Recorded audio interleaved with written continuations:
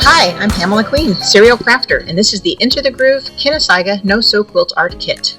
Before your kit arrived, your block foam was covered with 3M adhesive and the design was carefully carved using a hobby knife. Your kit has almost everything you need. I recommend grabbing some tweezers. We're going to start with the sun, grab the fabric color you want to use, remove the adhesive on just the sun section, and place the fabric over the sun. Leave about 1/4 inch past the groove so you can tuck that in. Grab the file and begin tucking the edge into the groove using the wide flat side of the file. Tuck all the way around about 1/8 of an inch, and then you will trim close to the edge. Once you have trimmed away the excess, tuck the remaining edges in.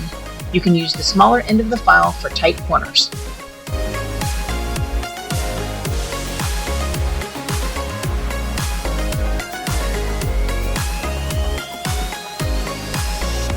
Now that the sun is complete, we're going to work on the waves. Plan your colors and then, section by section, cut, tuck, trim, and tuck again.